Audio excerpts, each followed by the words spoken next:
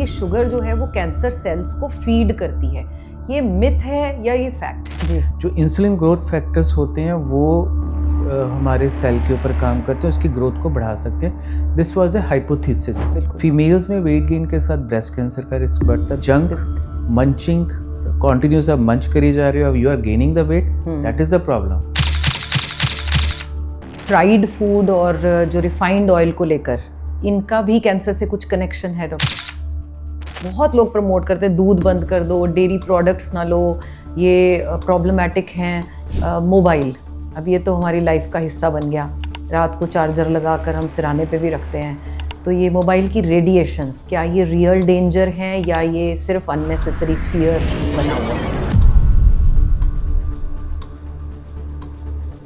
DNA हमारा is very sensitive organ, है ना, सेंसिटिव कंपोनेंट है हमारी बॉडी में। अगर ये थ्रू आउट डेली जी अगर ये एक्सपोज होता रहेगा रेडिएशन को, इट विल बी इम्पैक्टेड। पूछना चाहेंगे, ये जो प्लास्टिक की बॉटल्स हैं या प्लास्टिक कंटेनर्स हैं, ये कितना कैंसर का रिस्क कैरी करते हैं? जो चीज़ गर्म होगी, खासकर जब पानी की बोतल गर्म होगी, प्लास्टिक गर्म होगा, प्लास्टिसाइजर रिलीज करेंगे। एक चीज़ आप याद रखिए, अगर रैपिड लॉस ऑफ वेट 10% से ऊपर होगा, बॉडी रिगेन करने की कैपेसिटी लूज करती जाए। Many gym person they are taking the injections on the abdominal wall ताकि उनके मसल वो 6 पैक्स दिखे। जी। कैंसर आज ये सिर्फ एक डिजीज नहीं है, बल्कि एक फियर वर्ड बन चुका है। सोशल मीडिया, गूगल, व्हाट्सएप, हर जगह बस डर फैल रहा है। ये मत खाओ, वो मत खाओ, एल्युमिनियम फॉयल यूज़ मत करो, प्लास्टिक बॉटल्स में पानी पी रहे हो तो समझ जाओ तुम्हारा काम हो गया। लेकिन असली सवाल ये है, क्या हमें सही में फैक्ट पता है और क्या हम सच में खुद को कैंसर से प्रोटेक्ट कर सकते हैं? आज के इस पॉडकास्ट में हम कैंसर को डर के नज़रिए से नहीं, अंडरस्टैंडिंग और क्लैरिटी के नज़रिए से देखने वाले हैं। हम बात करेंगे कैंसर होता क्यों है, खासकर वो सारे सवाल जो हर विमेन के दिमाग में आते हैं जब वो किचन में खाना बना रही होती है। ये ऑयल सेफ है भी या नहीं, माइक्रोवेव यूज़ करूं कि नहीं, कि अवॉइड ही कर दूं, प्लास्टिक में रखा खाना नुकसान तो नहीं कर देगा, और सबसे बड़ी कंफ्यूजन ये कि पूछें तो किससे पूछें, क्योंकि हर छोटे से डाउट के लिए किसी ऑन्कोलॉजिस्ट की अपॉइंटमेंट तो नहीं ले सकते। आज हमारे साथ हैं renowned senior cancer specialist doctor Amit Dhiman. 20 साल का एक्सपीरियंस है इनका कैंसर केयर में। X head of department of medical oncology Dayanand medical college and hospital में रहे हैं और करंटली ये प्रैक्टिस कर रहे हैं cancer centres of America at SPS hospital Ludhiana, जिनका एक्सपीरियंस और क्लैरिटी हजारों लोगों को डर से बाहर निकाल चुका है। मैं जितने भी कैंसर पेशेंट्स जानती हूँ जो डॉक्टर अमित से ट्रीटमेंट लेते हैं, उनका कहना है डॉक्टर अमित के पास आते ही मानो उनकी बीमारी अब उतनी डेंजरस नहीं लग रही। तो चलिए शुरुआत करते हैं जानकारी से, समझ से और उम्मीद के साथ।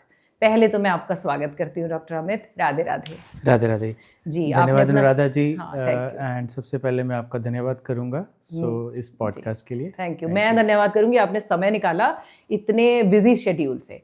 बहुत सारे डॉक्टर साहब क्वेश्चंस होते हैं लोगों के माइंड में, हमारे भी होते हैं, हम सबके। सबसे पहले खाने पीने को लेकर बहुत सारे क्वेश्चंस हैं। मेरा जो सबसे पहला क्वेश्चंस है, खाना क्या खाएं क्या ना खाएं, क्या रोज का खाना कैंसर रिस्क से जुड़ा होता है? देखिए, खाने का मैं आपको एक बात बोलूँगा कि आज की डेट में खाने में हमारे साथ कैंसर का रिस्क क्यों बढ़ रहा है जी। एक तो इसमें impurities, use of pesticide, insecticide, ये सबको पता है, ये गवर्नमेंट भी एक्सेप्ट करती है। एवरीवन एक्सेप्ट्स कि जो यूज़ ऑफ इंसेक्टिसाइड, पेस्टिसाइड हमारे फूड में है, और जो अडल्ट्रेशन है, जैसे कई बार आपने कुछ देखा होगा कि कलरिंग के लिए या अर्ली ग्रोथ के लिए वेजिटेबल्स या फ्रूट्स के लिए multiple chemicals are being used. हमारी बॉडी उसके लिए हैबिचुअल नहीं है। हमारे लिए ये नई चीज़ है, इस जनरेशन के लिए नई चीज़ है। पहले अगर हम आज से 50 साल 100 साल पुरानी बात करें तो ये चीज़ें यूज़ नहीं होती थी, और उससे पहले तो कभी भी यूज़ नहीं हुई हैं। बिल्कुल। तो हमारा एक जो बॉडी का एक हैबिट है, हमारा जो बॉडी का जेनेटिक स्ट्रक्चर है, इन चीज़ों के लिए एक्सेप्टेबल नहीं है। बट नाउ इसका यूज़ इतना बढ़ गया है, और ये जो स्ट्रेस है हमारे सेल के ऊपर, सेल का अल्टीमेटली हमारा डीएनए इज बीइंग अफेक्टेड। जो डीएनए जितना डैमेज होगा उसको रिपेयर में उतनी मुश्किल आएगी। जहाँ रिपेयर फेल हुई वहाँ कैंसर डेवलप हुआ। सो हमारा basics is not the pure food हमारा है। है केमिकल यूज, अडल्ट्रेशन। राइट। सो ये एक बहुत मेजर कॉज है जिसमें कि हमें ध्यान देना है, इंसेक्टिसाइड, पेस्टिसाइड। Now right. मैं बात करूँगा कि एक बात करना चाहूँगी, हम कहते हैं कि हमने हमारे घर में अपना गार्डन है, हम वहाँ पे अपनी सब्जी उगाते हैं, ये जी। उगाते हैं, पर अगर आप देखो पानी कहाँ से आ रहा है? बिल्कुल।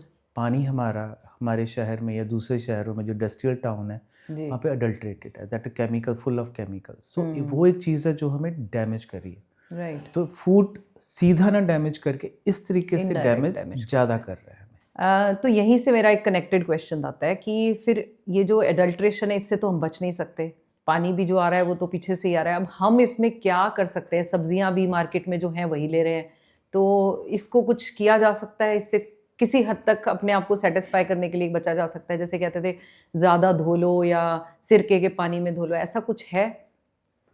वो मेरे ख्याल से थोड़ा मुश्किल होगा। देखो इस पे तो ultimately government has to take the call. या जो हमारा पोल्यूशन ड्रेनेज सिस्टम है उसके लिए from the industrial drainage system है, जी। और use of insecticide, pesticide. So there is a documentary on the use of the insecticide, pesticide.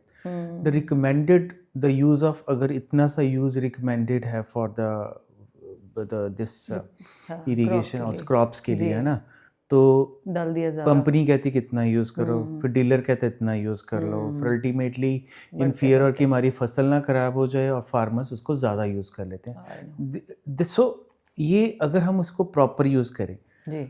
जिसको कि एक नाम दिया गया ऑर्गेनिक फार्मिंग, कि जिसमें हम ऑर्गेनिक चीज़ें यूज़ करें, अपना खाद का यूज़ करें, वेस्ट मटेरियल का यूज़ करें, जो फूड का अपना जितना वेस्ट possible है, हो जो सके। पॉसिबल है वो कर सकते हैं, उससे हम इसको इम्प्रूव कर सकते कर हैं। सकते बट बिल्कुल ज़ीरो करना मुश्किल होगा क्योंकि पानी का जो रोल बहुत ज़्यादा कंटेमिनेशन है दैट इज़ हाई। या वेरी ट्रू।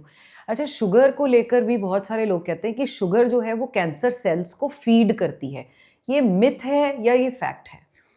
इस पे मैं बात करूँगा in different categories. First category, अगर शुगर पेशेंट, डायबिटिक पेशेंट है, अगर हम उसको बोलें कि तुम शुगर खाओ, उसके लिए तो we will say absolutely no, कभी नहीं कहेंगे। सेकंड, फॉर ए नॉर्मल जो नॉन डायबिटिक पेशेंट है ना, जी। तो ये कैंसर सेल को क्या बढ़ा सकती है, डिजीज़ को प्रोग्रेस कर सकती है? नो। ओके। एक थ्योरी थी, जिस थ्योरी के बेस पे ये आज भी मिथ चली आ रही है, वो थ्योरी आई थी कि इंसुलिन ग्रोथ फैक्टर्स, जी। जो इंसुलिन ग्रोथ फैक्टर्स होते हैं वो हमारे सेल के ऊपर काम करते हैं, उसकी ग्रोथ को बढ़ा सकते हैं। This was a hypothesis, okay. But all the studies has shown कि इसका उसके साथ कोई इम्पैक्ट नहीं है। नहीं है। सो इसलिए शुगर अगर कोई ले रहा है, एक हमारी बॉडी की एक हैबिट बनी होती है बचपन से लेके अब तक, जी। कि उसको इतना न्यूट्रिशन मिलना है, इस फॉर्म में मिलना है, ये मिलना है। एक एक हर बॉडी का एक सिस्टम, ठीक है ना। हमारे कल्चर में अलग होगा, साउथ इंडिया में डिफरेंट कल्चर है, अनदर कंट्री से अलग कल्चर है, बट हमारी एक हैबिट बनी हुई है कि हमने ये एक्सेप्ट करना। अगर जैसे बॉडी को वो चीज़ें नहीं मिलती हैं, they will start using the proteins, fats, which is not good. Not good. So इसलिए जो पेशेंट डायबिटिक नहीं है, दे कैन टेक इट, इससे कोई डिजीज़ का प्रोग्रेशन नहीं होता। राइट। या थर्ड आ गया obesity, we will say obesity.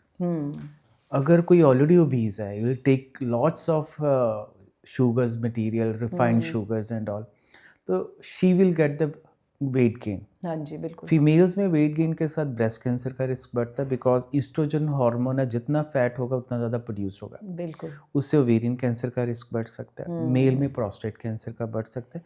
इसके अलावा हम देखें ओबेसिटी के साथ कार्डियक डिजीजेज आ गई, हार्ट की प्रॉब्लम आ गई, ब्रेन की आ गई, शुगर आ गई, किडनी आ गई, ये आ गया। सो ये चीज़ों के लिए है कि आइडियली आई से the weight should be maintained. If your weight is maintained and you are active, you are using whatever you is consuming, you are absolutely fine. उससे कोई शुगर का कोई लेना देना नहीं। आई थिंक ये लाइन बहुत सारे लोगों को रिलैक्स कर देगी कि भाई अगर आप बर्न कर रहे हो या चल रहे हो या एक्सरसाइज में हो तो then it's fine. That's nice. Even I like to add one thing कि अगर हम सिंपल लैंग्वेज में किसी को बोले कि what should be your ideal body structure, जी।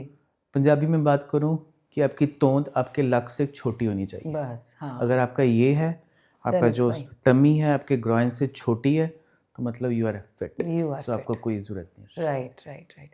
और पैकेज्ड फूड और प्रोसेस्ड फूड ये बहुत बार आता है, बेकरी आइटम्स भी बीच में ही आ गई, या जितने प्रिजर्वेटिव्स डली हुई चीज़ें हो सकती हैं, बिस्किट्स हैं, नमकीन है, भुजिया है, ये कितने लॉन्ग टर्म में हार्मफुल है?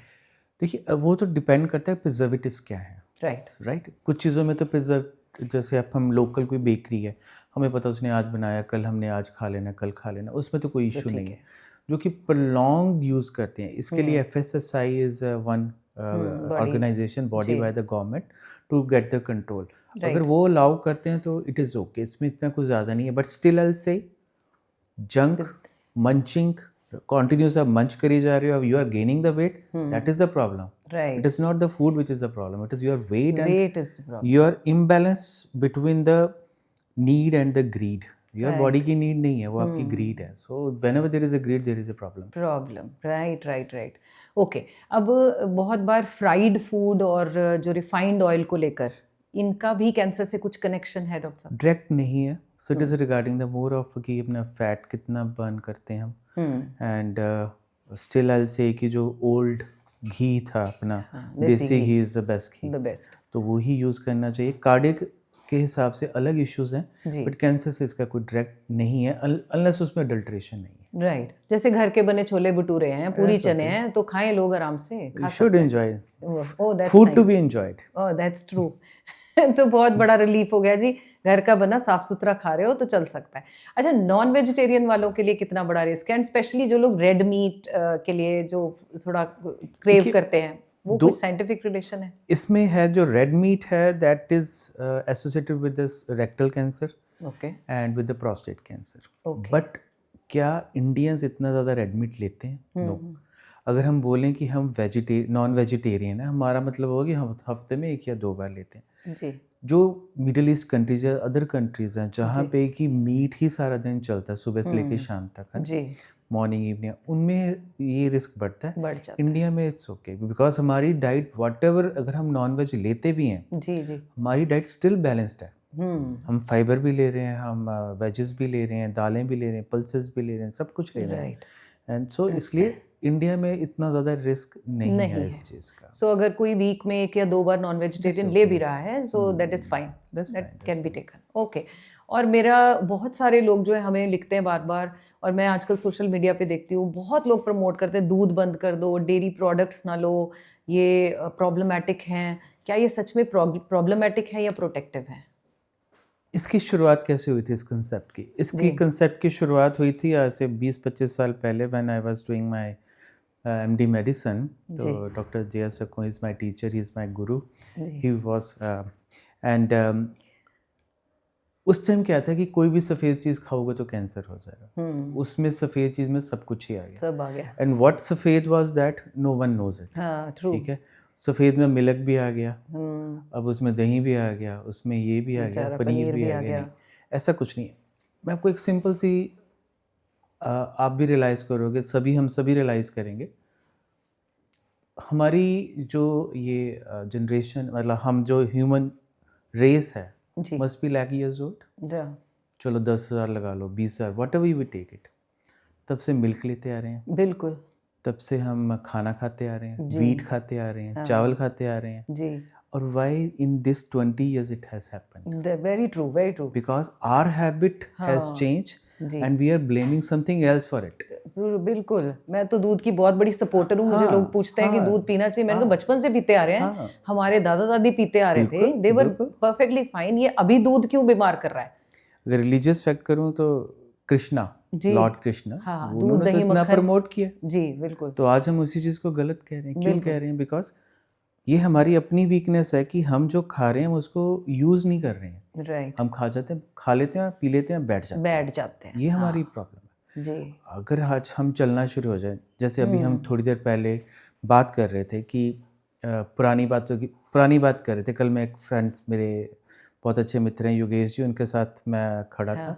सो वी वर जस्ट डिस्कसिंग कि हमारी लाइफ में हमने क्या देखा है। हमने टांगा भी देखा है, बिल्कुल, हमने साइकिल हमने बहुत चलाया जी, हमने फिर उसके बाद Luna I, this scooter, car, and railway station पे खड़े होकर ट्रेन को देखना है, एसी को देखना है ना। बिल्कुल, we have area where only one telephone in the mohalla, right, and trunk call करना, ये कॉल करना जी। उस टाइम हमने फिजिकल एक्टिविटी जो हमारी एक प्रीवियस जनरेशन है उन्हें तो हमसे ज़्यादा फिजिकल एक्टिविटी की है, बिल्कुल दे आर लिविंग लॉन्ग, जी still we are finding patients आते हैं जो 90 ईयर्स प्लस हैं। सो अगर कोई 90 ईयर प्लस पेशेंट आता है तो मैं पहले उनसे पूछूंगा अंकल आपने क्या किया बिल्कुल कि आपकी इतनी हेल्थ अच्छी है, चलो अच्छी है at the end of it is the part of the जी नेचर कि कुछ हो सबका एक गया साइकिल है। जी बिल्कुल so I have talk to many of such patients. एक कह रहे थे कि मेरे को घूमने का बहुत शौक था, अच्छा he has traveled almost every city, every place in the अच्छा India, हाँ जी and कहते कि मैं सिर्फ चलता था, कहते मैं सिर्फ चलता था, used to walk, used to ji walk, ji used to ji walk। कहते आधी दुनिया तो मैंने मतलब आधा इंडिया तो मैंने चल चल के अरे देख लिया। कुछ कहते हैं कि बस मेरे को सुबह 3 घंटे तो मैंने सैर करनी है। कुछ कहते हैं कि मेरे को साइकिल का बहुत शौक था। मेरे हमारे मोहल्ले में एक मामा जी हैं, तो नाउ ही इज़ नो मोर, थे जी तो उनका ही अगर उन्होंने सपोज जाना 10 किलोमीटर तो 6 किलोमीटर पैदल चलते थे, 4 किलोमीटर के लिए रिक्शा करते थे। अच्छा हाँ so this was the habit. बिल्कुल सो आर हमारी हैबिट्स में इम्बैलेंस हो गई। जी बिल्कुल हाँ वी आर नॉट कि ये चीज़ें खराब हो गई हैं, चलो केमिकल्स आर डिफरेंट इशू, हमारी कंजप्शन और उसमें फ़र्क पड़ेगा, हमारे हैबिट्स से और हम हैबिट्स का सारा ब्लेम डाल देते हैं चीज़ों पर और उसे बंद करते हैं अपने आप को कि जस्टिफाई हमें करने एक के ना लिए सिंपल जस्टिफिकेशन चाहिए, बस वो डिफेंस बन गया एक हमारा हमारा डिफेंसिव से नहीं वो खराब है, मैं नहीं खराब। मैं नहीं खराब वेरी ट्रू वेरी ट्रू फिर वही मेरी अगला भी क्वेश्चन वही था फास्ट फूड जंक फूड वो तो हैबिट्स पे आ ये गया तो कि हैबिट्स में आ गया कि टेस्ट भाई में ये आ तो गया। बदलना ही पड़ेगा हाँ वो हाँ हैबिट्स में तो कम ले लो और थोड़ा बर्न ज़्यादा कर लो चलो फिरो ट्रू फास्ट फूड में मैं ये बोलूँगा जी। जैसे we were discussing, your question was about the Ajinomoto. जी हाँ ये जो केमिकल्स हैं देखो यूजेस बहुत लिमिटेड है इनका, बट जब टेस्ट के लिए इतना एक्स्ट्रा डाल देते हैं that is going to do some damage to our body. हाँ जी जी जी MSG का क्वेश्चन था, मैं आप लोगों को भी बता दूं कि मैं डॉक्टर साहब से थोड़ी देर पहले ही पूछ रही थी कि जब हम चाइनीज़ फूड ऑर्डर करते हैं तो उसमें MSG डलता है। अब लिमिट में डल रहा है कि कितना ज़्यादा टेस्ट बढ़ाने के लिए या उसे ग्रेवी दिखाने के लिए, तो वो भी limit is the key right. So अभी मेरे जो नेक्स्ट क्वेश्चन है डॉक्टर साहब वो हैं प्लास्टिक को लेकर, एल्यूमिनियम को लेकर या डेली यूज़ की चीज़ों को लेकर।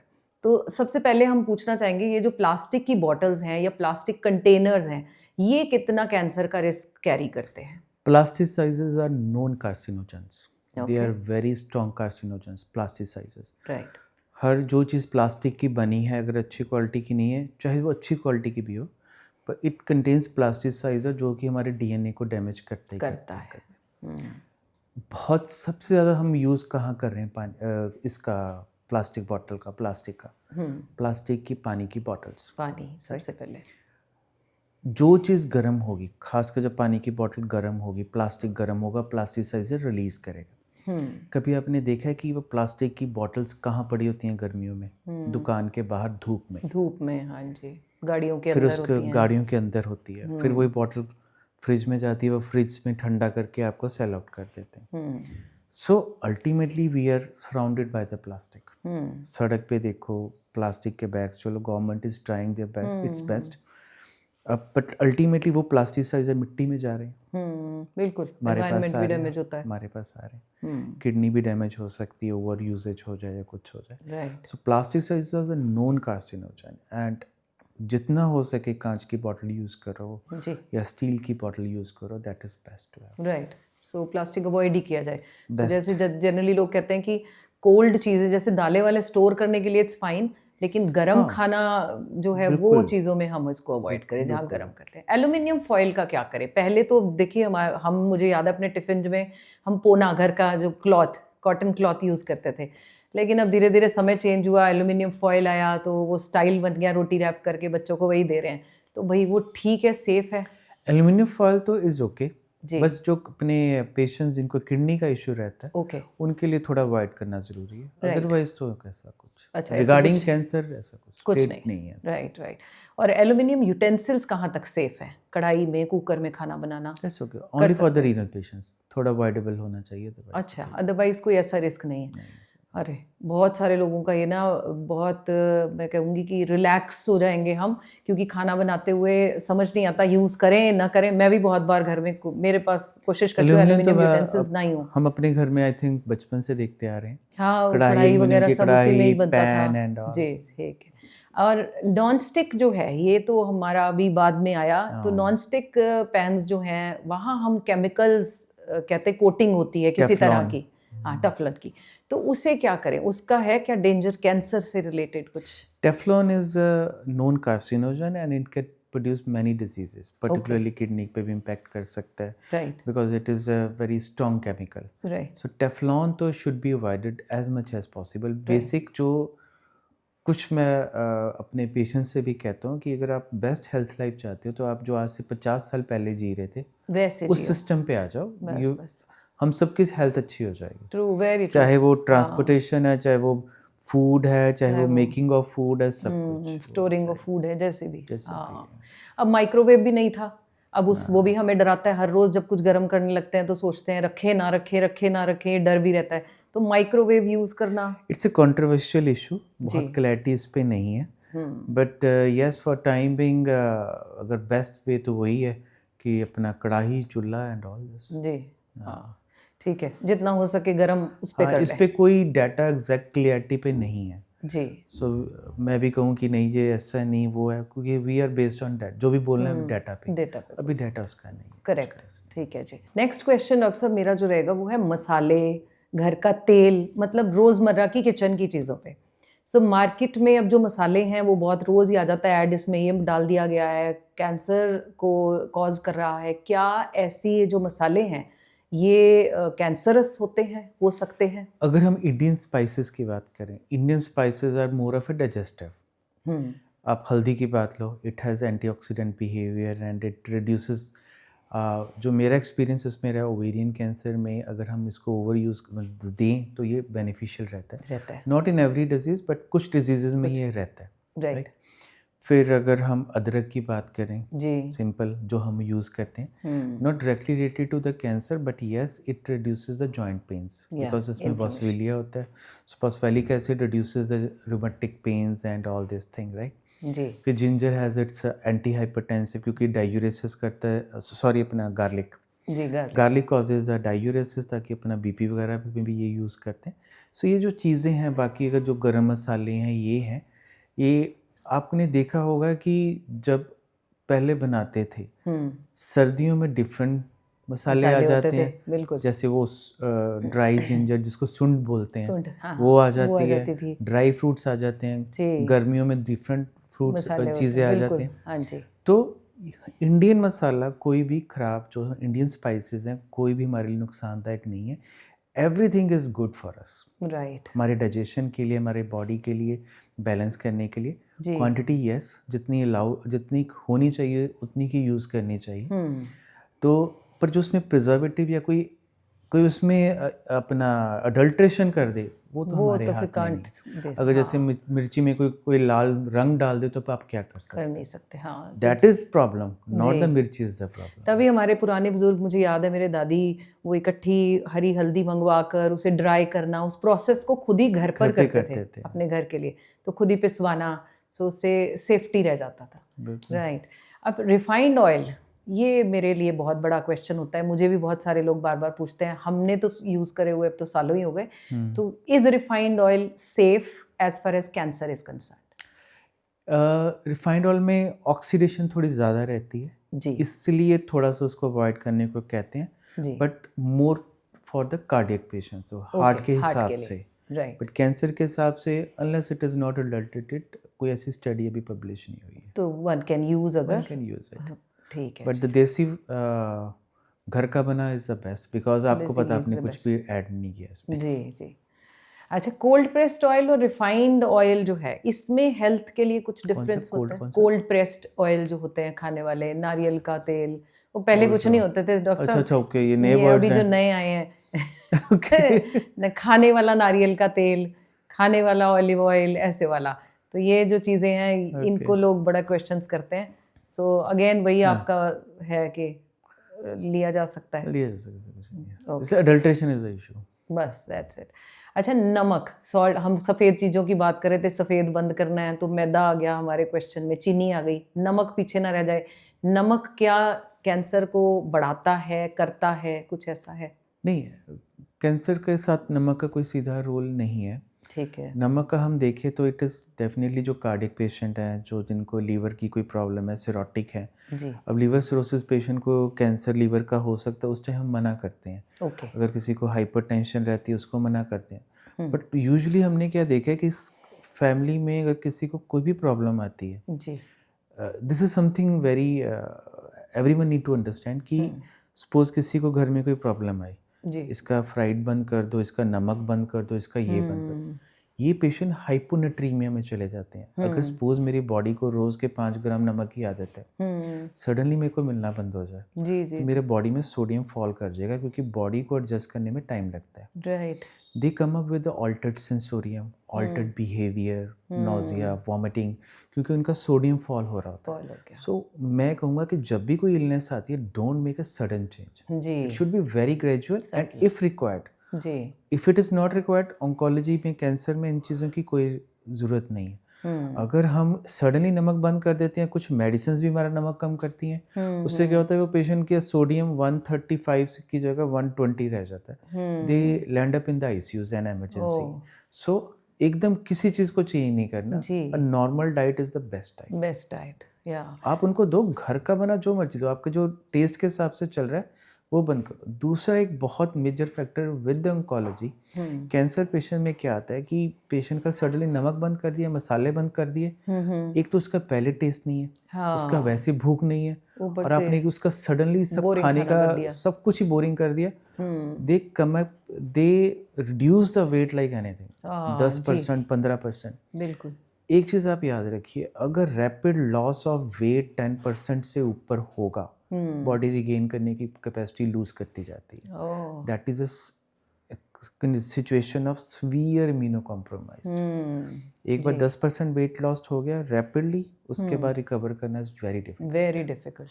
अब यही मैं क्वेश्चन और taste has to be maintained. Maintained, हाँ। आपको पेशेंट की क्वालिटी ऑफ लाइफ इंप्रूव करनी है, उसको आप सजा नहीं दे सकते। एब्सोल्युटली। हम जनरली यही होता है, बीमार हो गए तो भैया खिचड़ी खा ले, वो भी बिना नमक के। हाँ, मतलब उसका खाना पीना भी बंद वो कर बंद देते हो हैं। जाता है। वो तो पहले ही परेशान है, ऊपर से ये भी चीज़ें और परेशान हो जाता है। डॉक्टर साहब, यहीं से फिर मेरा एक और कंटिन्यूएशन में क्वेश्चन आ जाता है कि नॉर्मल लोगों की डाइट क्या होना चाहिए, कितना खाएं, क्योंकि खाने पीने पर तो है चीज़ें, और जो कैंसर पेशेंट है उसका डाइट कैसा होना चाहिए, इस पे भी आप थोड़ा सा रोशनी डालें।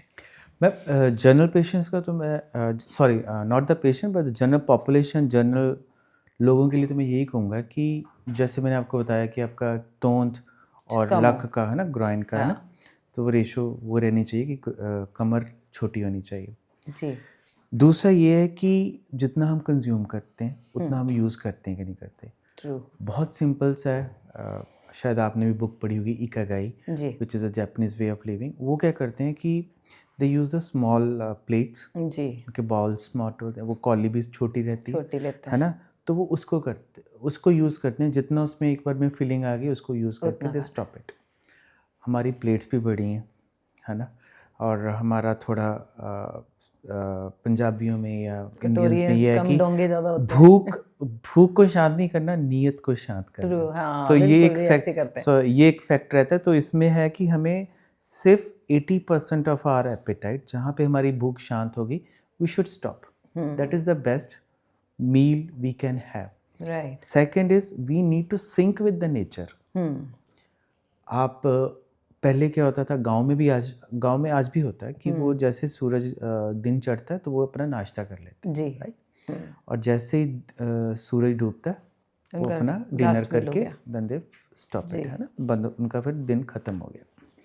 हमारा क्या है, अर्बन लाइफस्टाइल में क्या है, 5 बजे 6 बजे भी अगर सूरज निकला है तो नाश्ता 9-10 बजे, then we have to rush for the work. जी। रादर खाना खाने के बाद हमें थोड़ी सैर जरूर करनी चाहिए, वॉक करनी चाहिए, वो नहीं हो रही, वो नहीं होती। But we rush for the work in stress कि भागना है। खाना किस तरीके से खाते हैं, अगर जिस चीज़ को हम रिस्पेक्ट से नहीं खा पा रहे हैं तो वो आपके पे क्या करेगी। बिल्कुल। सेकंड, ऑफिस में जाके या अपने वहाँ पे जाके वो हैवी छोले भटूरे या कुछ ऐसा जंक फूड भी चल रहा होता है। जी। रात का खाना 9 बजे हो रहा है कि 10 बजे हो रहा है कि 11 बजे हो रहा है, नो वन कोई नोज पता इट, नहीं, है ना? बिल्कुल, so we are not syncing with the nature, we have to sync with the nature. Right, eat where your appetite is, क्योंकि हमने खाना अपने लिए खाना है जी, कि वो हमें अच्छा दे। सो हमें we should eat 80% of our appetite, जहाँ एपेटाइट शांत हुई बंद, and with up to 7 o'clock 8 o'clock depending upon the day कि क्या चल रहे हैं, सर्दियाँ गर्मियाँ, और जैसे ही सूरज ढले उसके within 1 hour we should have the dinner, so that is best. अब डिनर शुड बी लाइटर, ताकि ओवरनाइट हमारे बॉडी को भी रिलैक्स चाहिए, जी, क्योंकि otherwise body will keep on churning the बेचारी उसी पे फूड, लगी हुई है, चर्निंग द फूड। जी, So the lunch should be little heavy, dinner should be light, and breakfast is to break the fast. जी, So that is there. हाँ। और डॉक्टर साहब, कैंसर पेशेंट्स के लिए कोई ज़्यादा बदलाव करना है या यही पैटर्न नहीं, चल यही सकता है? पैटर्न बिल्कुल ठीक है, यही क्योंकि ठीक ये है, पैटर्न हमारा, अगर वो कैंसर पेशेंट या किसी भी डिजीज़ के पेशेंट इस चीज़ को फॉलो करोगे, तो वो जैसे आप नेचर के साथ सिंक करोगे, नेचर विल रिवॉर्ड यू, आपको ठीक करेगी, रिवॉर्ड करेगी आपको, आपको अपनी हेल्थ वापस गेन करेगी। हाँ। तो उनके लिए स्पेशली कोई आपने बॉइल्ड दुबला बोरिंग खाना नहीं खिलाना, जैसे घर का नॉर्मल लोग खाना हाँ, खा रहे हैं वो वैसे ही वो खाइए। खा सकते हैं, स्वाद का ध्यान रखना बहुत ज़रूरी रखना है। ज़रूरी कैंसर है। पेशेंट में 2 तरह के कैंसर पेशेंट हैं अनुराधा जी, कि एक तो है जो कि क्योरेबल है, हम्म, ठीक है, उस पे हम थोड़ा बहुत स्ट्रिक्ट भी हो सकते हैं, ठीक है, जी, चलो ज़रूरत नहीं है पर फिर भी। हम्म, एक पेशेंट है जो कि ऑलरेडी एडवांस डिजीज से जूझ रहा है, बिल्कुल, उसकी क्वालिटी ऑफ लाइफ इंप्रूव करना बहुत ज़रूरी है। हम्म, हमारी क्वालिटी ऑफ लाइफ, किसी इंसान की क्वालिटी ऑफ लाइफ कैसे इंप्रूव होगी? जी, मैं आपसे पूछूंगा तो आप यही कहोगे कि भोजन है, नींद है ना, हैप्पीनेस है, मेरे को तो यही हैप्पीनेस है समझ ना। आता है, सो एक अगर उसके दूसरे एस्पेक्ट से मैं बात करूं, हमारी 5 सेंसेस हैं मेजर, बिल्कुल, अगर वो 5 सेंसेस अच्छी सेटिस्फाई रहेंगी, हो है ना, जाए, एक हमारी टेस्ट है, स्किन का टेम्परेचर है, जी, एम्बियंस है, आंखों से हमें अच्छी चीज़ें दिखनी चाहिए, कानों में अच्छा म्यूज़िक आना चाहिए, यू आर इनटू बिल्कुल, द योगा, हाँ, कि योग थेरेपी, म्यूज़िक थेरेपी बिल्कुल, has such a good benefit on every individual, even the cancer patients. जी, And then this the hearing, the good music, eyes, सब ये टेम्पर है, सो 5 सेंसेस। सो उनकी 5 senses को आप सेटिस्फाई रखो। आपने सबसे पहले जी भी है, अगर खाना अच्छा ना दिया तो उसकी तो फर्स्ट वो नहीं होगी, कोई satisfy टेम्परेचर नहीं हुआ। आपने उसको कोजी ना दिया हाँ, तो वो नहीं तो नहीं सेटिस्फाई होगा, होगा, जी, अगर अच्छी एम्बियंस ना दी, अच्छा माहौल ना दिया, घर का वो माहौल भी इतना सेटिस्फाई टेंस ना नहीं हो, होगा वो ना। अच्छा सो हो, इस तरह से, हाँ, so that we have to keep in mind. बिल्कुल, बिल्कुल, वेरी ट्रू, बड़े ये सिंपल सी लैंग्वेज में आपने समझा दिया, सो ये तो मुझे लगता है सो सबके लिए क्वालिटी ऑफ इम्पोर्टेंट है, life of A cancer patient should be the best in the house. हाँ, ट्रू। ओके, अब हम थोड़ा सा क्वेश्चंस इस तरह के आते हैं डॉक्टर साहब, जैसे स्मोकिंग करने वाले लोग हैं, टबैको लेते हैं, अल्कोहल लेते हैं, ये हैबिट्स जो हैं ये सेफ हैं या लिमिट इज़ इम्पॉर्टेंट, इसके बारे में भी आप थोड़ा सा बता दीजिए। 2 मेजर जो कम्युनिटी में इस टाइम एग्जिस्ट कर रही हैं, जो एथिकली, मतलब जो कि लीगली अलाउड है, smoking after age, even alcohol after an age, है ना, जो लीगली अलाउड नहीं है, लाइक एडिक्शन, एंड वो will discuss later. So first we talk about the smoking. Smoking is not good in any way, जी, right? It contains more than 1200 carcinogens. आप कुछ इस धुआं जल रहा है और अपने अंदर ले रहे हो। आपने भी देखा होगा थिएटर्स में आजकल, पहले आती है वार्निंग, ऐड आती दिखाते है, हैं, ऐड वो निचोड़ दिखाते निचोड़ हैं, के, निचोड़, है ना। हाँ, so that is the fact. बिल्कुल, हाँ, During surgery, because in our residency time we have seen कि lungs of a non smoker versus smoker, वो देखने से पता चल जाता है कि दोनों में फ़र्क है। फ़र्क है, कोई अगर डिनाई करता है कि मैंने स्मोकिंग नहीं की, उसका लंग देख के वो सर्जन बता सकता है कि ये तो भरा पड़ा है। हाँ, so smoking in any way is not good. Taking cardiac disease, जी, किडनी, ब्लड प्रेशर, लीवर। अब अगर हम कैंसर की बात करें, लंग कैंसर, मुंह का कैंसर, फिर हमारा नेज़ल, नोज़ का कैंसर, देन लिप का cancer. One of the senior, very senior celebrity and from the Bollywood suffered from it. And then food pipe का कैंसर, लीवर का कैंसर, स्टमक का कैंसर, मसाना, यूरिनरी ब्लैडर का cancer, name any cancer it can produce. So smoking is the worst thing one can do to हाँ, can do to his or her themselves. own life. Of course. So that is And what about alcohol? वो safe है अगर within limit? Alcohol- जो लोग लेते हैं उनके लिए ये question है. अल्कोहल का बहुत एक सिंपल सा रूल है कि social drinking is a healthy habit, Okay. Because ये आज से नहीं चल रही, वो पहले सोमरस के सालों नाम से से है। चल रही है, फिर किसी Okay. के चाह से। जी. सो अल्कोहल का जो अपना लिमिट है फॉर अ मेल, जी. It is 60 ml Right. per day, 4 days a week with 3 days of consecutive abstinence, मतलब कि 4 दिन ले सकते पर 3 दिन बिल्कुल लगातार बिल्कुल नहीं लेना। नहीं लेना है. सो Okay. वो एक लिमिट है, that is called the social drinking. जी. फीमेल्स में ये अमाउंट आता है 40 जी. ml पर day for 4 days and 3 days totally of.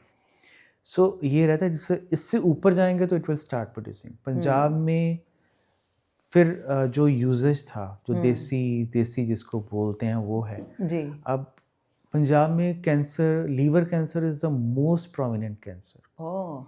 Because अभी of तो, alcohol? Because of this alcohol, then hepatitis B and C, and because of the drug addiction that happened, जी. जी. and now the fatty disease, fatty liver disease, Oh. कि consumption ज़्यादा है, exercise कम है, that is जी। leading to the fatty liver disease.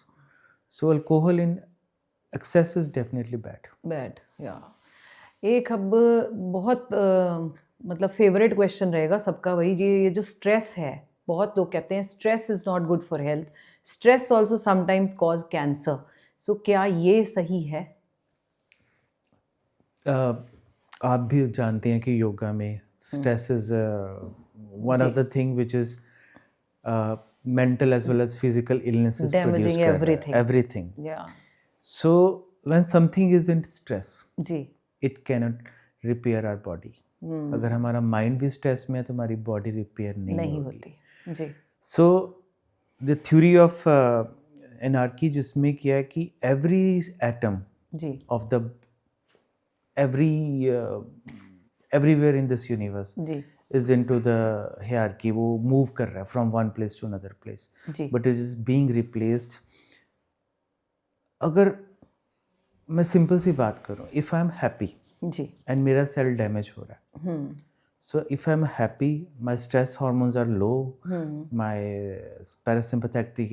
parasympathetic activity is high, जी. relaxed है बॉडी, तो मेरे वो सेल की रिपेयर फटाफट यूँ हो जाएगी। बिल्कुल. If I am into the stress, मेरे स्ट्रेस हार्मोन्स काम कर रहे हैं, तो वो तो रिपेयर होने ही नहीं देगा, बिकॉज सो इसलिए स्ट्रेस, आपने बहुत अच्छी बात की राधा जी, आज की डेट में कैंसर बढ़ने का एक रिस्क ये भी है। हाँ. आजकल हम सुन रहे हैं, डेली सुन रहे हैं कि उसी 34 साल की डेथ हो गई जिम में, जी। किसी की 40 की हो गई, किसी की उसमें एज में हो गई, कई सेलिब्रिटीज बहुत और young कई लोग। यंग एज में हुए हैं। जी. सो ये क्यों हो रहा है? Because they have the stress of being healthy, healthy, हाँ, कि हमें हेल्दी रहना है, इसके लिए स्ट्रेस में वो अपने आप को खराब कर रहे हैं। खराब कर लेते हैं। स्ट्रेस, चाहे मोटिव जो मर्जी हो, stress is a bad. Right. And definitely आज का career stress, peer pressure and all that, पता नहीं वो लेबलिंग कर दी, बहुत सारे नाम दे दिए उसे, नाम दे दिया है और पंजाबी में। जस्टिफिकेशन के लिए मुझे ये है, वो वाला नहीं है, शायद अपने आप को समझाने के लिए, तो समझाने स्ट्रेस ही है। स्ट्रेस ही। जी. डॉक्टर साहब, बड़ा ही इम्पोर्टेंट क्वेश्चन है यहाँ पर एक और, मोबाइल। अब ये तो हमारी लाइफ का हिस्सा बन गया, रात को चार्जर लगा कर हम सिराने पे भी रखते हैं, तो ये मोबाइल की रेडिएशंस, क्या ये रियल डेंजर हैं या ये सिर्फ अननेसेसरी फियर बना हुआ है? देखिए, अगर हम साइंस की बात करें, डीएनए हमारा is a very sensitive organ, है ना, सेंसिटिव कंपोनेंट हमारी बॉडी में, हर सेल में। अगर ये थ्रू आउट डेली, जी. थ्रू आउट द डे, जी. अगर ये एक्सपोज होता रहेगा रेडिएशन को, it will be impacted. Okay. There are few facts about it. So one, अगर हम इंडिया की बात करें, हमारे जो टावर्स हैं काफ़ी क्लोज स्पेसिस पे रहते हैं, बिल्कुल. कोई 200-300 मीटर या 1 किलोमीटर के एरिया में, बट हमारी जो डेंसिटी है शहरों में, जी. तो पॉपुलेशन इज सो डेंस कि आपके 100 मीटर में ही कम से कम 2-3 हज़ार के आसपास मोबाइल होंगे। So everyone is radiating. जी. कुछ मोबाइल अच्छी क्वालिटी के होंगे, कुछ लोअर क्वालिटी के होंगे, जिसका कि कोई you can not check on the quality of the radiation they are producing. So one fact is this, and many we have seen that many the towers are into the localities, residential localities also. So that are producing lot of radiation. जी So वो कहीं ना कहीं हमारे इस DNA को कहीं ना कहीं डैमेज कर रहे हैं. कर रहे हैं. वो शायद आज हम रियलाइज नहीं कर रहे बिकॉज अभी वो शायद हम उस थ्रेशोल्ड में नहीं आए. But for the last 3-4 years, 5 years, I am saying the incidence of cancer is rapidly rising. It is not one factor we can contribute. Yeah, say of कि it course. is contributing, the multiple factors are जी. contributing. But yes, mobiles are maybe the major major factor. factor. And second, there were the studies जहाँ की पहले हम phone use करते थे, तो they have produced some changes in the brain, this in the temporal area. Ji. So they have shown the many red hot spots.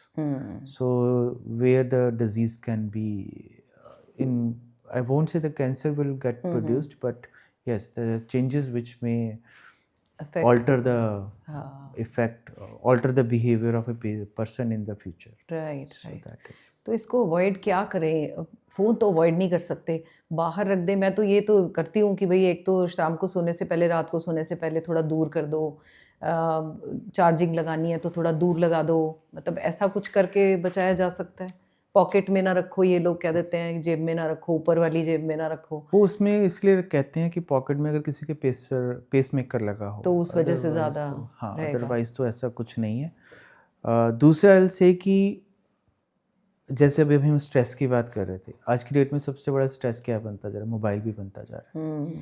चाहे वो social media है कि मेरे को इतने रिव्यूज़ मिले कि नहीं मिले, या मेरा किसी ने लाइक किया कि नहीं किया, है ना.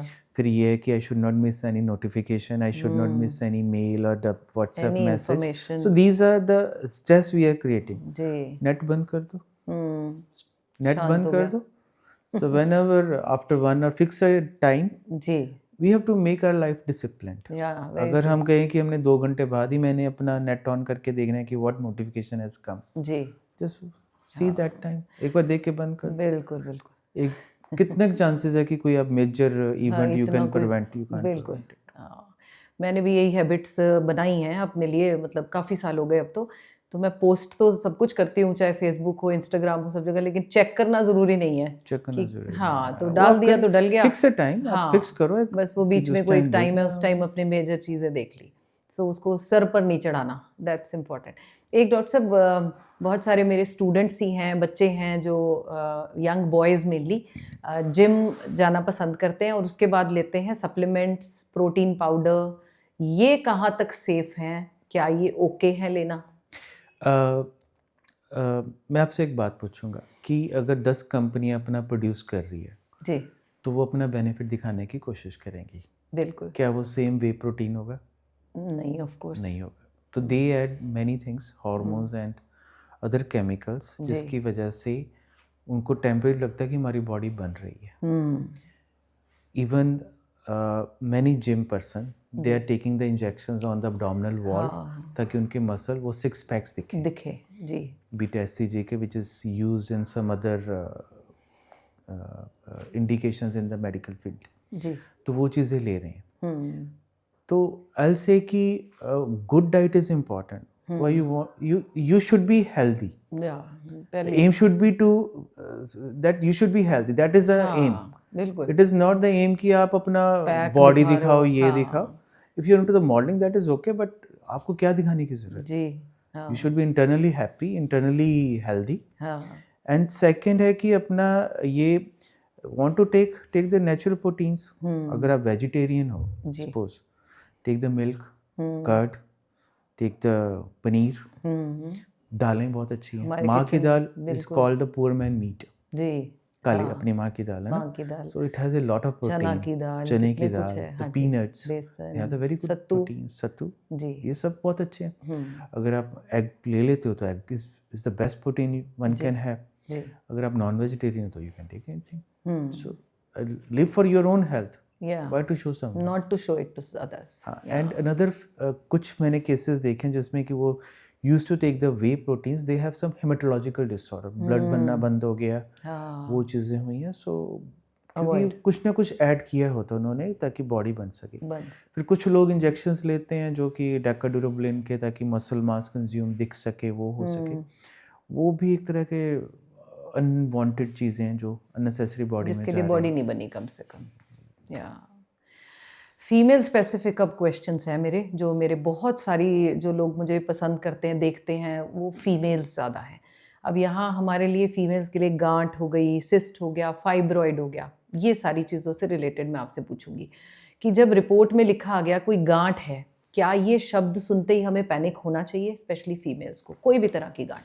अगर कॉमन में गांठ की बात करूं, दो होते हैं फीमेल्स जो जिस कंप्लेंट के साथ आते हैं जी, कि एक तो ब्रेस्ट की ब्रेस्ट का, हाँ एंड सेकंड जो यूजुअली रिपोर्टिंग पे रहता है यूट्रस की गांठ। जी, हाँ बिल्कुल। सो पहले हम ब्रेस्ट की बात करते हैं। ब्रेस्ट की गांठ एक होती है, मैं अगर आपको बहुत सिंपल समझाऊं, जी, ब्रेस्ट की गांठ एक होती है जो कि पेनफुल होती है और एक होती है पेनलेस। अच्छा, जो पेनफुल होती है वो यूजुअली कैंसरस नहीं होती अगर सिर्फ फील हो रही है, ओके, ठीक है। बहुत सबसे कॉमन है फाइब्रोएडिनोमा या फाइब्रोएडिनोसिस, ओके, जो कि हर लड़की को, लेडी को till the age of 55-60 year she is suffering, कि before the menses she start feeling the गांठें, हाँ गांठिया, है हाँ ना, हार्ड हो जाना ब्रेस्ट हार्ड का, हो जाना, है ना। जी, एंड जब मेंसेस, जिस दिन मेंसेस स्टार्ट होते हैं उस दिन उनका उसके धीरे बाद धीरे वो कम सेटल हो होना जाती चाहिए। है, बिल्कुल सही, वो कैंसर नहीं है, वो Right. फाइब्रोएडिनोसिस है। वो एक पार्ट एंड पार्सल ऑफ कहते हैं hormonal changes in the female body. Right, एक गांठ होती है जो गांठ है छोटी सी, उसको कोई पेन नहीं हो रही, कुछ नहीं हो रहा, उसका मेंसेस के साथ कोई डिफरेंस नहीं आ रहा, ना पेन में, ना साइज में, ना किसी में, ना ही उसके साथ कोई बॉडी पेन्स। अब वो गांठ धीरे धीरे बढ़ रही है, ठीक है।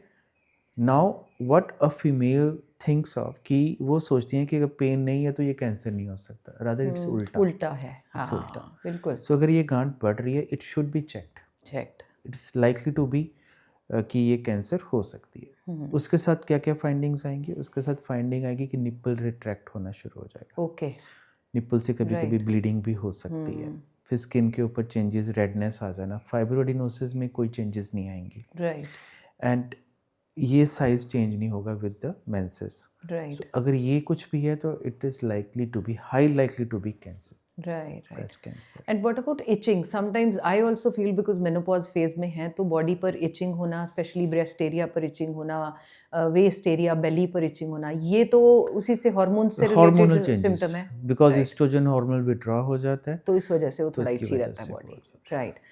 तो जब ये लंप है तो सही स्टेप क्या है? कैंसर अज्यूम कर लेना है या मेमोग्राफी कराना है? अब बहुत सारे मैंने लोगों को सुना है कि मेमोग्राफी कराओ तो कैंसर बर्स्ट हो जाता है, रादर की प्रोटेक्ट करने की बजाय, वो क्या है?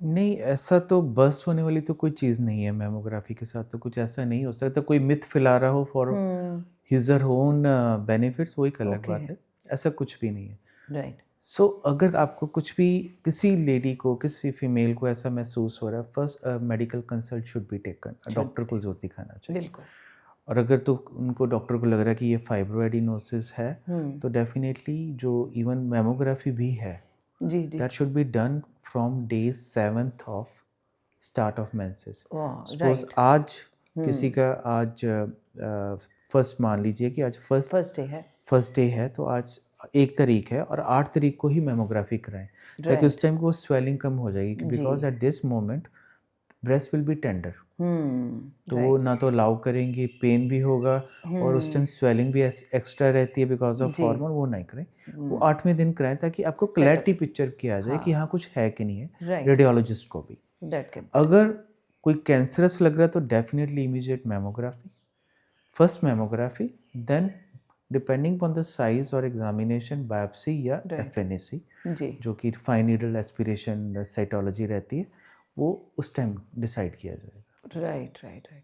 और यूट्रस में फाइब्रॉइड, आजकल बहुत सारे मेरे पास ही क्वेश्चंस होते हैं कि यूट्रस में फाइब्रॉइड पता चला, हम डर गए और ये था कि फ्यूचर में ये कैंसर ना बन जाए, इसलिए हमने उसको यूट्रस को ही निकलवा दिया। अब ये मैं भी समझाती रहती हूँ, यूट्रस फाइब्रॉइड जो है वो कैंसरस नहीं होते, तो मैं चाह रही थी कि आप भी उस पर, फाइब्रॉइड या सिस्ट भी हो जाते हैं। ओवरियन सिस्ट हो ओवरी गए। सिस्ट बनना, ओवरी जी। सिस्ट, पहले ओवरी सिस्ट की बात करते हैं कि दो तरह की सिस्ट होती है। एक तो सिंपल सिस्ट होती है जी। जिसका कि लाइक ए बलून स्ट्रक्चर होता है, बिल्कुल ही थिन वॉल्ट रहती है। वो radiologist can give you very good picture कि बिल्कुल थिन वॉल्ट है। एंड पर्टिकुलरली जब मिड ऑफ द साइकिल रहता है जी। उस टाइम जब ओवा बन के निकलता है तो वो कई बार सिस्ट रह जाती है, वो दिखती है। So that Right. It me there, उसको फॉलो कर लेना चाहिए। एक होती है कॉम्प्लेक्स सिस्ट। कॉम्प्लेक्स सिस्ट में क्या होता है कि like there is a thickening in the part of the cyst, कहीं वो ब्रीक है कहीं मोटी है। उसको थोड़ा ऑब्जर्व करना क्या जरूरी है। उसको मैनेज करना इंपॉर्टेंट है, Right. फर्दर डायग्नोसिस करना। अगर कॉम्प्लेक्स सिस्ट लिखा आ रहा है तो हमें उसके लिए फर्दर इवेल्युएशन इन सिस्टेक्टमी या जो भी blood test depending on the picture we have to do it. Right. Second अपना आ गया यूट्रस का। जी। यूट्रस का fibroid is a benign condition. Right. अब जैसे फीमेल के मेंसेस बंद होंगे, मीनोपॉज आएगा, उसके बाद ईस्ट्रोजन हार्मोन्स विड्रॉल हो जाएंगे तो वो श्रिंक करना शुरू हो जाएगा। राइट। रेयरली होता है कि इट्स रेयर फिनोमेना है कि कोई एक बहुत बड़ी गांठ कन्वर्ट हो जाए, right. But that is a very low chance, very low chance. Very low. Right.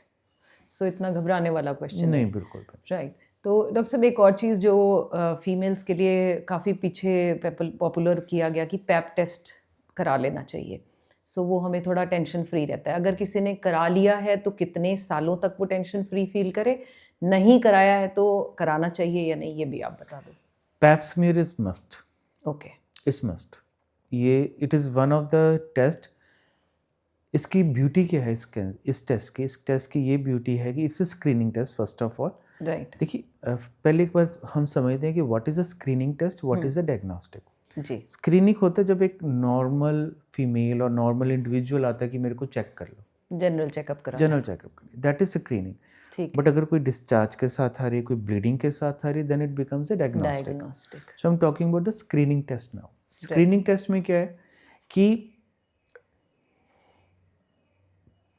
ये जो पैप स्मीयर है, it can detect the changes which can lead to the cancer after 5 years. This is the beauty. कि suppose आज किसी में पैप्सियर में high risk changes आ रही हैं, तो अगर आप उसकी आज सर्जरी कर दो तो उसको कभी कैंसर होगा ही नहीं। Right. So this is the beauty of this test.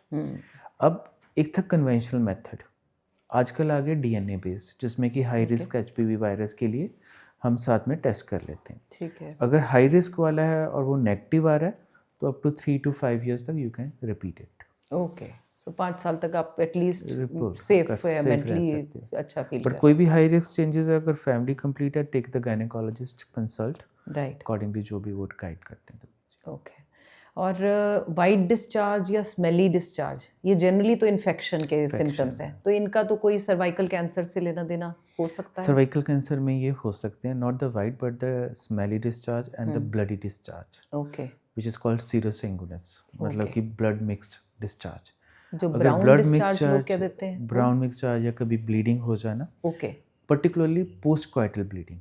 Okay. अगर पोस्ट क्वाइटल ब्लीडिंग है और इंटरमिटेंट ब्लीडिंग है एंड लोअर abdominal पेन है, high chances that patient may be the person may be having cervical cancer. Okay. So it's important, and the post coital bleeding is very specific for it. Right. Right. बहुत अच्छा point आपने मुझे बता दिया। और early detection पर हम थोड़ा सा बात करेंगे कि कैंसर के अर्ली वार्निंग साइंस क्या क्या होते हैं, वेदर इट इज़ मेल और अ फीमेल। इसमें हम इसको 9 कैटेगरीज में डिवाइड कर देते हैं, कुछ which is called the cardinal manifestations और the cardinal signs and symptoms of the cancers. Right. First, cancer body के किसी पार्ट का भी हो सकता है, from the root of the hair till the toe of the okay. The nail of the toe. कोई भी कैंसर, किसी बॉडी पार्ट का भी कैंसर हो सकता है। बट यूजुअली हम उन चीज़ों पे ज़्यादा फोकस करते हैं जो कि हमें विजिबल रहती हैं और एक जनरल प्रैक्टिशनर को भी पता हो और आम इंसान को भी पता हो। जी। So we talk about from the bleeding. We start from bleeding from any hole, right. Nasal bleeding, ear bleeding, sometime it happen because कान का कैंसर भी होते हैं, जी। राइट। फिर यूरिन में ब्लड आना, राइट। फिर स्टूल में ब्लड आना। अगर ऐसा कुछ है तो we should evaluate, we should consult all these symptoms to consult the physician, right. Right. फिर आ गया अपना cough. The nagging cough, which is nagging cough मतलब unexplained cough. Not every cough is a tuberculosis, which used to be around 20, 30, 40 years back.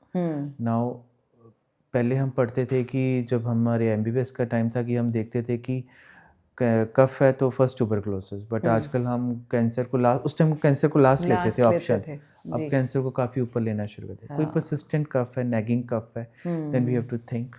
फिर hoarseness of voice, जिसका ना आवाज फटनी शुरू हो जाती है। इट मींस कि the person may be having the throat cancer, lung cancer, oesophageal cancer, जो कि हमारी नर्व्स को डैमेज कर रहे हैं, राइट।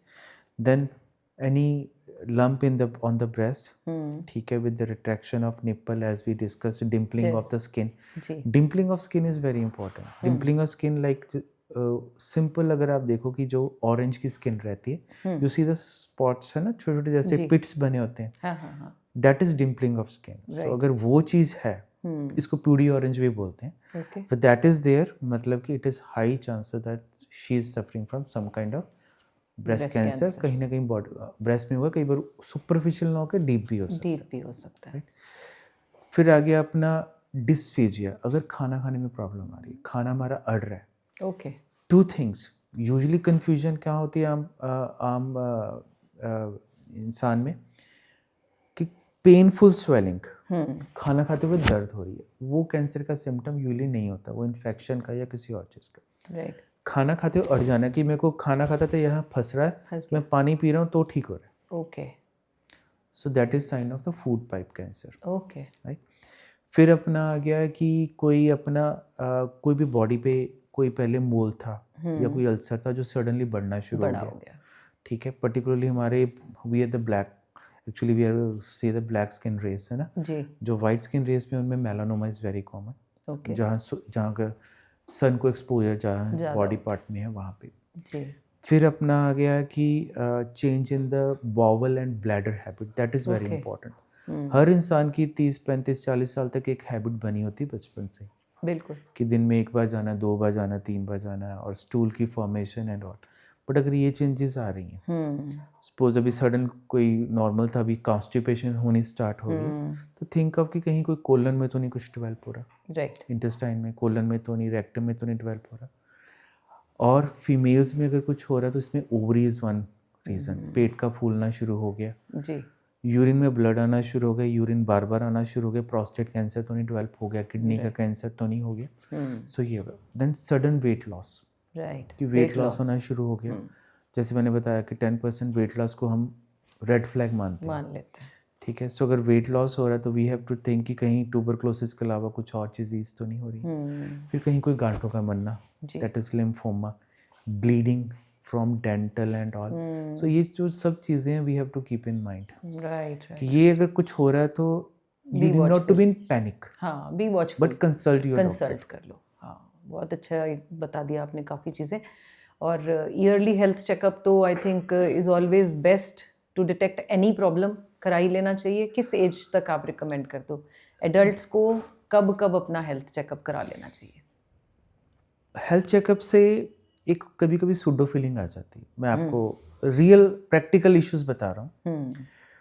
अब कई बार आते हैं कि मैंने तो 1 महीना पहले तो अपने ब्लड टेस्ट करवाए थे, वो तो जो आज के लैब के मल्टीपल आप समझते हैं जी, but what is more important, what important are the signs and symptoms. आपके सिम्टम्स क्या है जी, अगर मेरे को कोई सिम्टम ही नहीं, मैं टेस्ट जो मर्जी करा लूँ, उसका कोई लेना देना, कोई मतलब नहीं। बट क्या होता है कि एक ना सुडो फील गुड फैक्टर आ जाता है कि मैं बिल्कुल ठीक हूँ, मेरे तो टेस्ट बिल्कुल ठीक है, बट कहीं ना कहीं वो एक हाइड कर रहा होता अपना एक सिम्टम।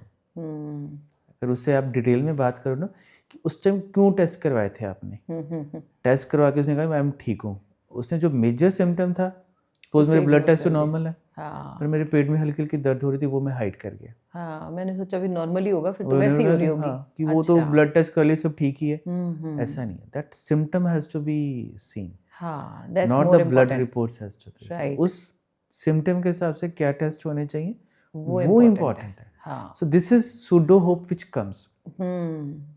आप कह रहे हैं कि स्क्रीनिंग टेस्ट क्या होने चाहिए ना, फीमेल में तो एवरी ईयर मैमोग्राफी जी, up to the age of 40 years I will say कि breast self examination is best. every girl should know from 20 years of her age कि उसी breast कैसे feel होती है. जी She should know. जी What is the best time to do the best self examination? Again, 7th day of start of menses. Okay क्योंकि उस time breast soft रहती है. Right If she keeps on checking every 7th day of her menses, तो she will come to know कि कब क्या change आ रही है. तो change she will pick immediately, right right? After 40 years to 50 years, the sonomammography. और अगर कोई फैमिली में ब्रेस्ट कैंसर का History केस है, लाइक किसी की कोई मदर को है या नानी को है या मासी को है या कज़न को है, जी तो उसको MR मैमोग्राम. ओके आफ्टर 50 जो डिजिटल मैमोग्राफी है, वो डिजिटल मैमोग्राफी जो आपने एक पॉइंट उठाया था कि वो ट्यूमर बर्स्ट हो जाता है, डिजिटल मैमोग्राफी में थोड़ा कंप्रेस करते हैं. सो जी. वो कुछ बर्स्ट नहीं करती, बिल्कुल भी नहीं करती, not even a single case reported. But वो प्रेशर की वजह से एक thought, someone may have the thought कि यार ऐसा कहीं ये ना हो बर्स्ट जाए. ना हो जाए. हाँ ठीक द है नेक्स्ट स्क्रीनिंग जो हमारी इम्पॉर्टेंट है वो है pap smear, as we have already discussed. जी and it should be done every 3 to 5 year if it is normal. जी अगर अब नॉर्मल है तो एवरी ईयर और as per the advice of the gynaecologist right जो उसको फॉलो करें. Okay For the male, the best test is the only one test is the PSA, okay prostate specific antigen. Right Which should be started after 60 years of age. Right And but अगर किसी को family history strong है तो 50 years पहले पे भी भी कर start कर सकते हैं. Right Another is those who are the smokers or the tobacco chewer. They should get their mouth examined okay whenever they have some once in 2 years, 3 years, 4 years. Okay right. Doctor साहब एक और बड़ा important question responsibility वाला जहाँ आता है कि हम पेरेंट्स जो हैं अपने बच्चों को क्या कैंसर सेफ लाइफस्टाइल सिखा पा रहे हैं या नहीं. अगर सिखाना चाहें तो क्या छोटी छोटी बेसिक आदतें, मे बी कोई 5 बेसिक स्टेप्स अगर आप बता दें तो वो सभी फॉलो कर लें तो ये सेफ हो जाएगा, बच्चे भी और पेरेंट्स भी. पहले तो मैं ये कहूँगा कि हमें सिर्फ उनको कैंसर से क्यों बचाना है, हमें उनको हर डिजीज़ से बचाना है बिल्कुल सही. और उनको हमें एक फ्यूचर के लिए तैयार करना है. जी and they should follow the nature. जी आई स्ट्रांगली बिलीव इन कि नेचर जो हिसाब से हमें देती है वो हमसे कहीं ज़्यादा जानती है, कहीं ज़्यादा भगवान तो वी एवरीवन नोज. तो सबसे पहले तो सिंकिंग में क्या है, जैसे हमने अभी डिस्कस किया, मॉर्निंग में सूरज से पहले उगने से पहले आपको उठ के जाना हिसाब चाहिए, से. है ना. सो जैसे ही सूरज जाता है तो उसके बाद आपको बस you should be ready to sleep और within 1 or 2 hour, but जी फूड उस टाइम आपको ले लेना चाहिए. जी अब एक बहुत कॉमन क्वेश्चन मेरे से पूछते हैं, what is the best diet, है ना, जैसे हम भी आज डिस्कस कर रहे हैं. मेरा एक सिंपल सा आंसर रहता है कि सीजनल एंड रीजनल. जी नेचर हमें हमारे रीजन के हिसाब से, क्योंकि वहाँ पे एक डिफरेंट वेदर है, जी उस सीज़न में वो चीज़ देती है बिल्कुल हमें. जैसे आज के सीज़न में हमें साग पालक दे रही है, बिल्कुल मक्की की रोटी दे रही है, ड्राई फ्रूट हम ले रहे हैं, जी. पंजीरी है, फिर वो गजरेला एंड ऑल बिल्कुल. एवरीथिंग. फ्रूट भी उसी हिसाब से आते हैं. सर्द गर्मियों में डिफरेंट चीज़ें आती हैं. जी गर्मियों में सिंपल सा एग्जांपल दूँ को हमें पानी की कमी होने का डर रहता है. जी उसने क्या दे दिया, तरबूज दे दिया, तरबूज दे दिया, खीरा दे दिया. खीरा दे हाँ, दिया, जिसमें कि पानी की अमाउंट बहुत ज़्यादा है. बिल्कुल सो नेचर को अगर हम फॉलो करें, बस दैट्स वेरी इंपॉर्टेंट. जी कुछ भी हमें जितना हम चल सकें, बच्चों के लिए भी कि जितना वो वॉक कर सके, that is best. If they can play one game, एक गेम को वो ले लें कि नॉट द मोबाइल गेम और the sitting game, any outdoor game और फिजिकल गेम, तो वो लें तो वो उसको एक अपना लाइफ बना लें कि वो मेरी लाइफ है, कि मैंने उसके साथ चलना ही चाहिए. बिल्कुल राइट. फिर एजुकेशन इज़ इम्पॉर्टेंट. जी बट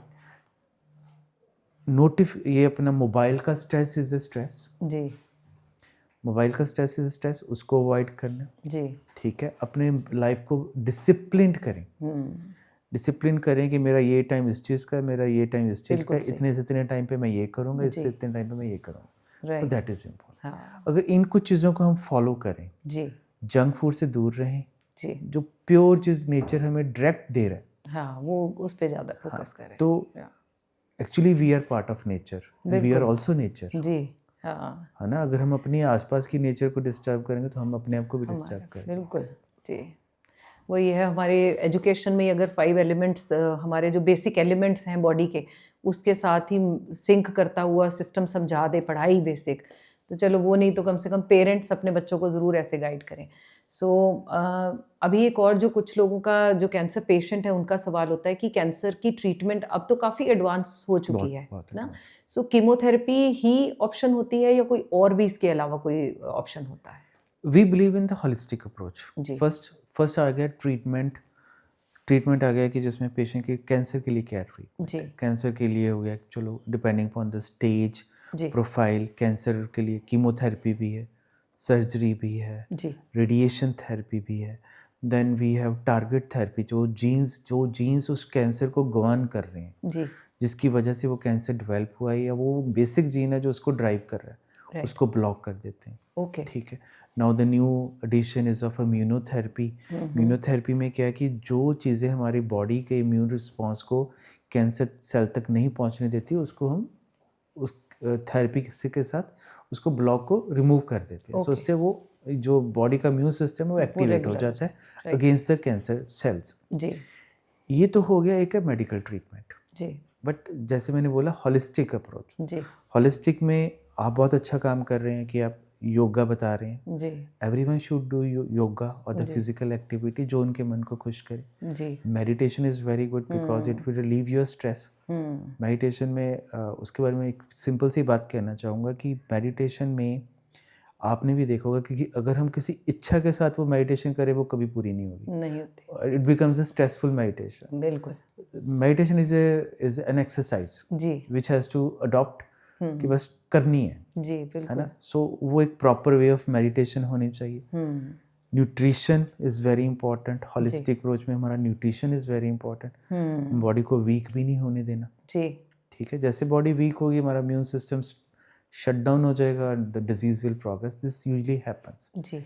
कुछ एक्स्ट्रा चीज़ें लेने की भी बहुत ज़रूरत नहीं है। ओके। जैसे वीट ग्रास बहुत कहते हैं, but wheat grass what in medical oncology में जो ऑन्कोलॉजिस्ट जितने भी हम ऑन्कोलॉजिस्ट हैं सबका एक ही व्यू है कि it promotes the cancer, it should not be given. Okay. Right. Because जितना हमें चाहिए वो हमारी चपाती में है, हाँ, बिल्कुल। जितना हमें चाहिए उसमें है, तो उसमें हमें है। एक्स्ट्रा नहीं चाहिए। हाँ। क्योंकि द मैनी, चलो डिस्कस। तो ये हो गया वीट अपना होलिस्टिक अप्रोच। फिर अपना म्यूज़िक थेरेपी जी। विच आपके माइंड को जो जो रिलैक्स करे शांत करे बस। वो आपको करना चाहिए। सोशल गैदरिंग, अगर आप इम्यूनो कॉम्प्रोमाइज नहीं हो, आपका बहुत कोई स्ट्रॉन्ग ट्रीटमेंट नहीं चला, do social gathering and discuss least about the disease. That Of is course. again very important because discussion leads to the stress. जी। जी। दोबारा जी रहे हैं हम उस चीज़ को बात करके। बार-बार जीते हैं। हाँ। रोज उसी दिन को जी रहे हैं बिल्कुल। कि ये कैसे हो गया, हाँ, क्यों ये हो गया, कैसे हुआ, हो कितना गया। पेनफुल था, ये था। And now the social media just, मैं अपने सभी पेशेंट्स को कहता हूँ कि सबसे पहले एक काम करो, सोशल मीडिया बंद करो, बंद कर दो। क्योंकि वो आपको स्ट्रेस ही देगा। बिल्कुल। क्योंकि वो AI बेस्ड प्रोग्राम है, वो एक चीज़ को बार बार बोले जाएगा। रेप्लिकेट करेगा। हाँ जी। हाँ जी। और कैंसर के बाद नॉर्मल लाइफ पॉसिबल होती है? मैंने तो बहुत सारे लोगों को देखा है जो आपकी मतलब मेरे नोन है बड़े सारे लोग जो आपसे ट्रीटमेंट भी लिया है and they are living a very normal life and very happy. सिर्फ बताने के लिए कि भैया पॉसिबल होती है। और जो कैंसर सर्वाइवर्स हैं उनका लाइफस्टाइल पहले भी आपने बता ही दिया, ये रिपीटेड ही हो जाएगा कि भाई नॉर्मल लाइफ जिए, जैसे खाना खाते हैं खा ले। और सर्वाइविंग के चांसेस अगेन ग्रेड पर डिपेंड करते हैं। पहले तो आपका बहुत बड़ा रोल है इसमें जी। रिगार्डिंग कि वन शुड अडॉप्ट, अगर once the treatment is over, जी। अब हमारा पर्पस क्या है कि बॉडी को रिवाइव करना। कराना। ठीक है। जो भी चीज़ें, क्योंकि देखो कीमोथेरेपी है या कुछ है, उसके अपने साइड इफ़ेक्ट्स भी हैं। वी डू एग्री, हम नहीं कहते कि उसका कोई साइड इफेक्ट नहीं, they do have the side effects. जी। उसके बाद I talk little about the Ayurveda also. Ayurveda में जैसे अश्वगंधा है, फिर कुछ और चीज़ें हैं जिससे कि बॉडी की इम्यूनिटी, मैं तो सिंपल च्यवनप्राश की बात करूँगा विच कंटेन्स एवरीथिंग जी। बिल्कुल। इन ए वेरी बैलेंस्ड वे के साथ, है ना? वो एक च्यवनप्राश इज़ वेरी। जी। जी। तो एक वो चीज़ हो गई कि आप अपना वो चीज़ें लो। अपने नेचर के साथ सिंक करो, जी। अपने लाइफ को स्ट्रेस फ्री बनाओ, जी। the patient will live a normal life. Now, second question is regarding the survivorship, right? Cancer survivorship is starts from the time of the diagnosis of the cancer. जी, very So, इसको best हमने कैसे करना है? इसको normal आपकी जो lifestyle पहले थी उसमें चले जाओ, उस पे चले जाओ। Just simple. और जो वो पीरियड निकल गया उसको एक दिमाग से निकाल दो। You should be aware of it, मैं वो नहीं कहता कि आप, बट उसको डेली मत जियो, बिल्कुल। ठीक है। If we are calling after every 3 month 6 month checkup के लिए बुला रहे हैं, तो दैट इज़ अ टाइम आपको याद रखना है कि येस, बस and you should be aware of some symptoms की कोई नया सिम्टम तो नहीं आ रहा, सो दैट इज़ इम्पॉर्टेंट।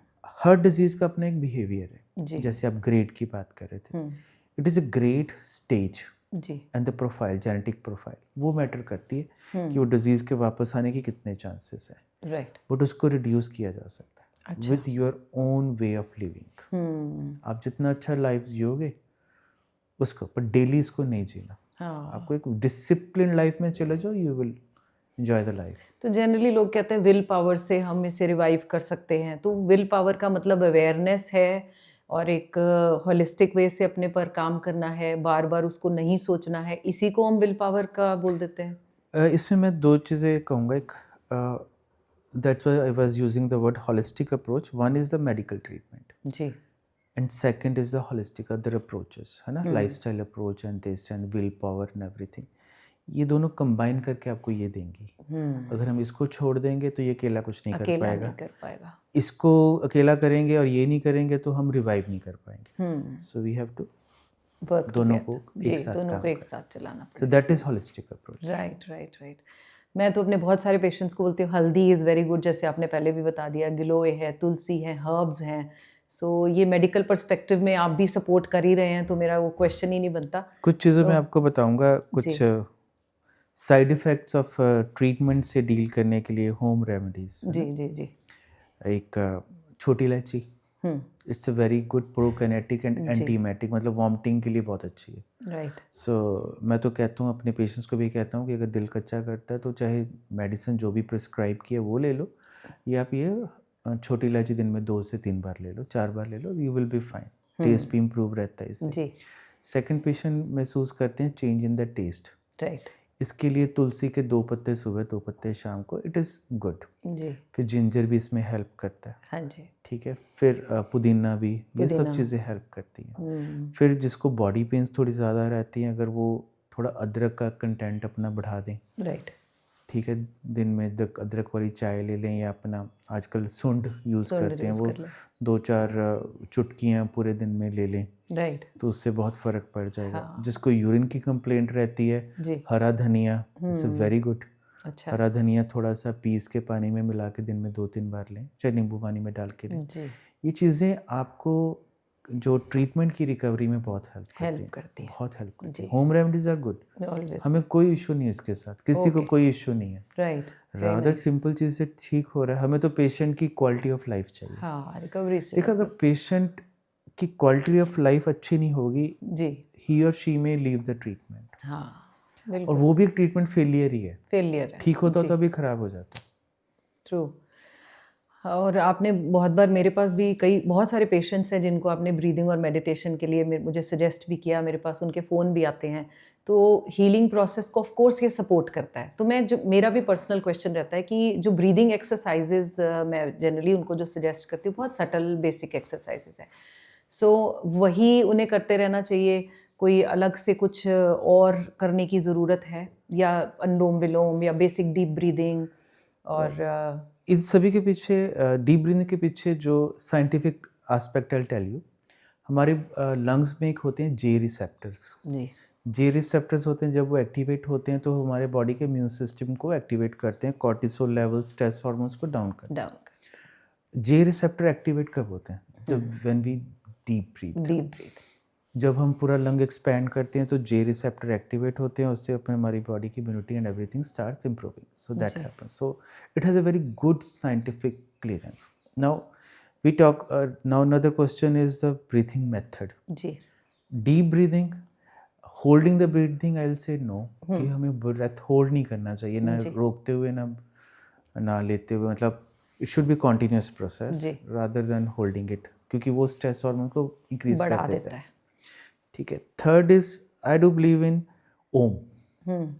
मेरा पर्सनल भी हो सकता है, बट एज पर द जो हमारा लिटरेचर है जी। उसमें भी है, योगा लिटरेचर में भी। जी। सो ओम से क्या है कि when we say the Om the different vibrations are produced, ji.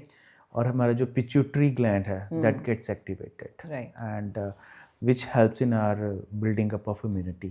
So there is a way of doing it, proper way of, you know better than me, तो वो आप गाइड कर सकते हैं अपने जी, पॉडकास्ट पे किसी पे। हाँ, right.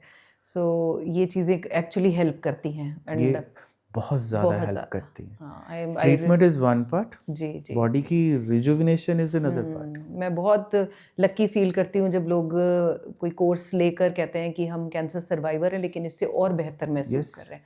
So I feel that I am contributing something. आज बस मेरा ये लास्ट क्वेश्चन रहेगा डॉक्टर साहब आपके लिए, कि अब ऑडियंस को आप कोई एक कैंसर प्रोटेक्शन के लिए अगर एक मैसेज देना चाहें तो वो क्या होगा, ताकि वो भैया हर वक्त एक डर के साथ ना जिए। बस वैसे तो आपने काफ़ी बातों में रिलैक्स कर दिया हमें, लेकिन एक लास्ट मैसेज बनता है। मैं एक ही चीज़ करूँगा जिस पे कि मेरा बहुत फेथ है। जी। आज हमारी डिजीज़, सभी डिजीज़ का एक मोटा सा रीज़न है, बहुत ही सिंपल सा रीज़न है, जी। हम नेचर से दूर हो रहे हैं। दूर हो रहे मैं बस एक कहूँगा, sink with the nature, nature जो कहती है उसको मानो, एवरीवन विल बी। हैं। जी, जी, जी, और एक मेरे को एक पेशेंट ने मेरे को एक कभी बोला था कुछ, जी। स्वस्थ रहो पर अस्त व्यस्त मत रहो। हाँ, दैट्स इम्पोर्टेंट। हाँ, तो भैया अपने आप को गैदर करके रखो, स्कैटर मत हो। So I think that's a nice thing. Thank you so very much doctor साहब, आपने आज बहुत समय दिया हमें, इतने क्वेश्चंस के आंसर्स आपने दिए बहुत patiently. Thank you so very much. Thank you. So आप सभी के लिए ये पॉडकास्ट बहुत फ्रूटफुल होने वाला है। अब आपकी ये ड्यूटी बनती है आप इसे सब तक पहुंचाएं, ताकि ये कैंसर सर्वाइवर्स के पास भी पहुंचे, जो लोग घबरा रहे हैं छोटे छोटे क्वेश्चंस लेकर उन तक भी पहुंचे और सभी की हेल्प हो सके। राधे राधे।